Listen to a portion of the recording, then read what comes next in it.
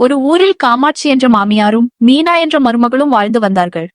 காமாட்சி மாமியார் எப்போதும் ஏதாவது குறை சொல்லிக் கொண்டே இருப்பார். ஒரு நாள் காலை, மீனா, காப்பி நல்ல சூடாக இல்லை. அடுத்த நாள் மீனா ரொம்ப சூடாக காப்பி கொடுத்தாள். காமாட்சி ஒரு சிப்பு குடித்தவுடன், ஐயையோ, நாக்கே கரிஞ்சிருச்சே. மீனா சிரித்துக்கொண்டு சொன்னாள். நேத்து சூடா இல்லைன்னு சொன்னீங்களே அம்மா. வீட்டில் இருந்த எல்லாரும் சிரித்தார்கள். அடுத்த வாரம் டிவி ரிமோட் காணாமல் போய்விட்டது. காமாட்சி உடனே, இந்த மீனாதான் எங்காவது வைத்து மறந்துட்டுப்பா.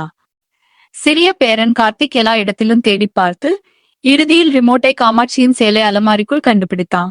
கார்த்திக் சிரித்துக்கொண்டு, பாட்டி ரிமோட்டுக்கே உங்களோட இருக்கணும்னு தோணிச்சு போல என்று சொன்னான். அதை கேட்டு வீட்டிலிருந்த அனைவரும் சிரித்தார்கள். காமாட்சிக்கும் சிரிப்பு வந்தது. அந்த நாளிலிருந்து மாமியாரும் மருமகளும் சண்டை குறைத்து சந்தோஷமாக வாழ ஆரம்பித்தார்கள். கதை சொல்லும் நல்வழி: குடும்பத்தில் சிரிப்பு இருந்தால் சண்டை நீங்கும்.